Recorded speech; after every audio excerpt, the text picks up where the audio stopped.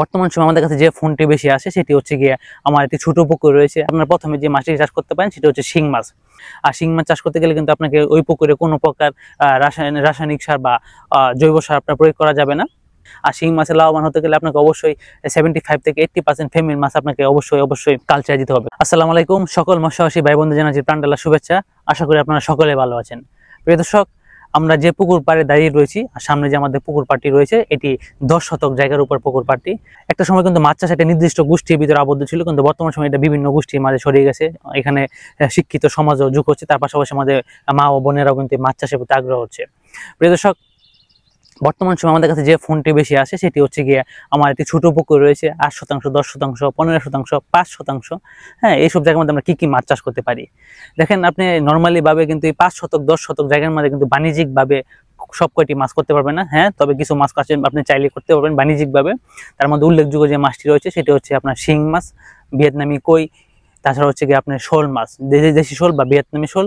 এই তিনটি মাছ আপনি সহজে চাষ করতে পারবেন। তাছাড়া আপনি যে অভিজ্ঞ চাষী হয়ে থাকেন সেক্ষেত্রে আপনার যে কাজটি করতে পারবেন সেটি হচ্ছে গিয়ে আপনারা এই ছোট জায়গার ভিতরে 10%, 15%, 12% জায়গার ভিতরে আপনি যেটি করতে পারবেন সেটি হচ্ছে আপনারা কার্প মাছ রেণু থেকে পোনা উৎপাদন করতে পারেন।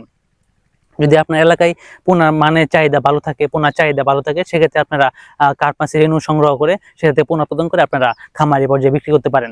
তাছাড়া হচ্ছে কি, আপনারা যদি অধিক গণতে মাছ চাষ করতে চান বাণিজ্যিকভাবে, যে পোনা থেকে আপনি পোনা থেকে আপনি কালচার করবেন, সেক্ষেত্রে আপনারা প্রথমে যে মাছটি চাষ করতে পারেন সেটি হচ্ছে শিং মাছ। আপনারা অবশ্যই জানেন যে বাংলাদেশে শিং মাছের চাহিদা ব্যাপক রয়েছে। বাংলাদেশের প্রত্যেকটি বাজারে শিং মাছের চাহিদা রয়েছে। এই শিং মাছ চাইলে কিন্তু আপনারা 10%, 15% জায়গায় মাছ চাষ করতে পারেন। আর মাছ চাষ করতে গেলে আপনাকে প্রথম যে কাজটি করতে হবে সেটি হচ্ছে আপনাকে সুন্দরভাবে পুকুরটা প্রস্তুতি করতে হবে। মনে রাখবেন, মাছ চাষে পুকুর প্রস্তুতি, পুকুর নির্বাচন এগুলো কিন্তু খুবই গুরুত্বপূর্ণ একটি ভূমিকা পালন করে। আপনার মাছ চাষে পুকুর প্রস্তুতি যত সুন্দর হবে, যত ভালো হবে, আপনার মাছ চাষে সফল হওয়ার সম্ভাবনা তত বেশি থাকবে। যার জন্য আপনাকে যে কাজটি করতে হবে, অবশ্যই সুন্দরভাবে পুকুর প্রস্তুতি করতে হবে। আর শিং মাছ চাষের ক্ষেত্রে সেটা বিকল্প কিছু নেই। সেক্ষেত্রে আপনার যে কাজটি করবেন সেটি হচ্ছে গিয়ে আপনারা প্রথমে এই পুকুরটা শুকিয়ে নেবেন। শিং মাছ, ক্যাটফিশ জাতীয় মাছ চাষ করতে আপনাকে অবশ্যই পুকুরটা শুকিয়ে নিতে হবে। তারপর হচ্ছে প্রতি শতাংশে 100 গ্রাম হারে ব্লিচিং পাউডার দিবেন। তারপর হচ্ছে 2 থেকে 3 দিন পর হচ্ছে আপনার প্রতি শতাংশে 1 কেজি হারে চুন প্রয়োগ করবেন। তারপর 3 থেকে 4 দিন পর আপনার পুকুরে পানি দিয়ে দিবেন। আর শিং মাছ চাষ করতে গেলে কিন্তু আপনাকে ওই পুকুরে কোনো প্রকার রাসায়নিক সার বা জৈব সার আপনার প্রয়োগ করা যাবে না।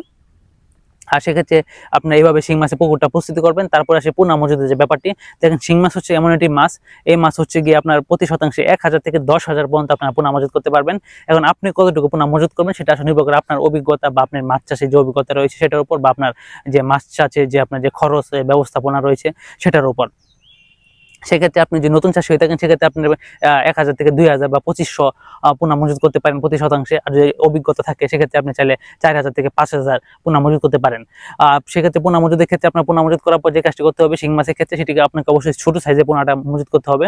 আপনি যদি বড় সাইজের পোনা দূর থেকে ট্রান্সপোর্ট করে আনেন সেক্ষেত্রে কিন্তু আমরা জানি যে শিং মাছের পোনার বয়স যত বেশি হয় শিং মাছের কাঁটা শক্ত হয়ে থাকে, যেহেতু যার ফলে কিন্তু একটা মাছ আর একটা মাছের কাঁটাতে আক্রান্ত করতে পারে। যদি আপনি দূর থেকে পোনা সংগ্রহ করেন সেক্ষেত্রে আপনি 3000 থেকে 4000 লাইনের মাছে পোনাটা সংগ্রহ করতে হবে। আর শিং মাছের লাভবান হতে গেলে আপনাকে অবশ্যই 75 থেকে 80% ফিমেল মাছ আপনাকে অবশ্যই কালচার দিতে হবে। কারণ আমরা জানি যে শিং মাছের কালচারের ক্ষেত্রে কিন্তু আপনার ফিমেল মাছের গ্রোথটা বেশি থাকে। ফিমেল মাছের যখন মোটামুটি ওজন আসে 50 গ্রাম, তখন দেখবেন যে মেল মাছের ওজন 10 গ্রাম বা 15 গ্রাম এমন ওজন আসে। তার জন্য আপনাকে শিং মাছের লাভবান হতে হলে আপনাকে যে কাজটা করতে হবে, ফিমেল মাছের আধিপত্যটা বেশি দিতে হবে। আপনার 75 থেকে 80% ফিমেল মাছ দিতে হবে। এভাবে আপনারা শিং মাছ মজুত করবেন। আপনারা চাইলে নার্সিং করে মজুত করতে পারেন বা সরাসরি মজুত পুকুরে দিতে পারেন। আর শিং মাছ মজুদের পরে আপনি যে কাজটা করবেন, আপনাকে অবশ্যই পরিমাণ মতো খাদ্যটা দিতে হবে। আর শিং মাছে যে খাদ্যটা দেবেন সেটা অবশ্যই আপনাকে 30% প্লাস প্রোটিন সমৃদ্ধ আপনাকে খাদ্যটা দিতে হবে শিং মাছের ক্ষেত্রে। তাছাড়া আপনাকে মাসিক যে পরিচর্যা সেটি অবশ্যই করতে হবে। প্রতি মাসে একবার হচ্ছে কি আপনারা প্রতি শতাংশে 100 থেকে 150 গ্রাম চুন, 200 থেকে 250 গ্রাম বা 300 গ্রাম লবণ প্রয়োগ করবেন। আর অবশ্যই আপনার লবণ প্রয়োগের 3 দিন পরে হচ্ছে কি আপনারা একটা প্রবায়োটিক ইউজ করে দিবেন। কৃষক এভাবে আপনার শিং মাছ চাষ করতে পারেন অল্প জায়গায়। তাছাড়া আপনি ভিয়েতনামি কই মাছ চাষ করতে পারেন। আমরা জানি ভিয়েতনামি কই মাছে কিন্তু অধিক গণতে মাছ চাষ করা যায়। হ্যাঁ, তবে সেক্ষেত্রে কিন্তু আপনাকে অবশ্যই পানি পরিবর্তনের একটা ব্যবস্থা রাখতে হবে। যদি আপনি পানি পরিবর্তনের ব্যবস্থা করেন তাহলে আপনি অধিক গণতে মাছ চাষ করতে পারেন। সেটা শিং মাছই হোক বা কই মাছই হোক বা শোল মাছই হোক। তারপর হচ্ছে কি আপনি ভিয়েতনামি কই মাছ আপনি পুকুর প্রস্তুতি করবেন। তারপর হচ্ছে কি আপনাকে মাছটা মজুত করবেন, আপনি নার্সিং করে মাছ মজুত করতে পারেন বা সরাসরি মজুত করতে পারেন। সব মজুদের ক্ষেত্রে আপনি যদি আপনি পানি পরিবর্তনের ব্যবস্থা থাকে সেক্ষেত্রে আপনি 800 থেকে 1000 পিস মাছ মজুত করে আপনারা 30% প্লাস প্রোটিন সমৃদ্ধ খাদ্য দিয়ে কিন্তু আপনি ওই মাছ চাষ করতে পারেন। তারপর আরেকটি মাছ আছে যে আমরা জানি যে শোল মাছ, বাংলাদেশের বাজারে কিন্তু শোল মাছের চাহিদাটা অনেক রয়েছে। সেক্ষেত্রে বাংলাদেশে দুই ধরনের শোল পাওয়া যায়, একটি হচ্ছে ভিয়েতনামি শোল মাছ, একটি দেশি শোল মাছ। ভিয়েতনামি শোল মাছ হচ্ছে ফিট খাদ্য অভ্যস্ত, আর দেশি শোল মাছ হচ্ছে ফিট খাদ্য অভ্যস্ত না, তাদেরকে লাইফ ফিট নির্ভরশীল হয়ে আপনাকে চাষটা করতে হয়। তাই আপনি যদি যথেষ্ট পরিমাণ লাইফ ফিডের খাদ্য যোগান না দিতে পারেন তাহলে আপনি অবশ্যই ভিয়েতনামি শোল মাছ চাষ করবেন। আর যদি আপনি পর্যাপ্ত পরিমাণ লাইফ ফিডের যোগান দিতে পারেন খুব অল্প দামে, সেক্ষেত্রে আপনি দেশি শোল মাছ চাষ করতে পারেন। আর ভিয়েতনামি শোল মাছ চাষ করতে গেলে আপনাকে যে কাজটি করতে হবে সেটা হচ্ছে আপনার সুন্দরভাবে পুকুর প্রস্তুতি করতে হবে, এবং পুকুর প্রস্তুতির পর আপনাকে যে খাদ্যটা দিবেন সেটা অবশ্যই 35 প্লাস প্রোটিন সমৃদ্ধ আপনাকে খাদ্যটা দিতে হবে। আপনি যদি মোটামুটি খুব সুন্দরভাবে চাষ করতে পারেন তাহলে আমরা আশা করি যে আপনি এই অল্প জায়গা থেকে হচ্ছে কি আপনার কই মাছ এবং শিং মাছ এবং ভিয়েতনামি শোল মাছ চাষ করে আপনারা অবশ্যই লাভবান হবেন। প্রিয় দর্শক, অনেকেই বলে থাকে যে আমার একটা পুকুর আছে 10%, 15%, সেক্ষেত্রে মনোসেক্স তেলাপিয়া মাছ চাষ করতে পারবো কিনা। আসলে এই অল্প জায়গাতে আপনি মনোসেক্স তেলাপিয়া মাছ চাষ করে লাভবান হতে পারবেন না। আপনাকে মনোসেক্স তেলাপিয়া মাছ চাষ করতে গেলে যে কাজটি করতে হবে সেটি অবশ্যই আপনাকে 40%, 30% প্লাস আপনার জায়গা হলে আপনি সেখানে মনোসেক্স তেলাপিয়া মাছ চাষ করতে পারেন। দেখেন 10%, 15% জায়গার মধ্যে আমরা স্বাভাবিকভাবে মনোসেক্স তেলাপিয়া মাছ নার্সিংটা করে থাকি। এই নার্সিং এর জায়গায় আপনি আসলে এই 10%, 15% আমাদের কি পরিমাণে মাছটা ছাড়বেন না কি পরিমাণ উৎপাদন করবেন, যার ফলে আমরা বলে থাকি যে এই অল্প জায়গা হলে আপনি শিং মাছ, কই মাছ বা ভিয়েতনামি শোল মাছ চাষ করার জন্য আপনি কোনোভাবে এখানে মনোসেক্স তেলাপিয়া মাছ চাষ করতে পারবেন না, বা মনোসেক্স তেলাপিয়া মাছ চাষ করলে আপনি আশানুরূপ ফল পাবেন না এবং আপনি যে লাভের যে চিন্তা ওইটা আপনার হবে না। তার জন্য আপনার মনোসেক্স তেলাপিয়া মাছ চাষ না করার জন্য এই কথা বলে থাকি যে অল্প জায়গায় আপনারা মনোসেক্স তেলাপিয়া মাছ চাষ করবেন না। প্রিয় দর্শক, আসলে মনোসেক্স তেলাপিয়া মাছ যেহেতু কথা উঠেছে, মনোসেক্স তেলাপিয়া মাছ চাষ করতে গেলে কিন্তু আমাদের মৎস্যচাষী ভাইরা বিভিন্নভাবে প্রতারিত হয়ে থাকে। তারা নিম্নমানের হ্যাচারি থেকে বা নিম্ন দালাল কাছ থেকে তারা মাছ সংগ্রহ করে যার পর প্রতারিত হয়। তার জন্য আপনাকে অবশ্যই মনোসেক্স তেলাপিয়া মাছ চাষ করতে হলে বিশ্বস্ত প্রতিষ্ঠান থেকে চাষ পোনাটা সংগ্রহ করতে হবে।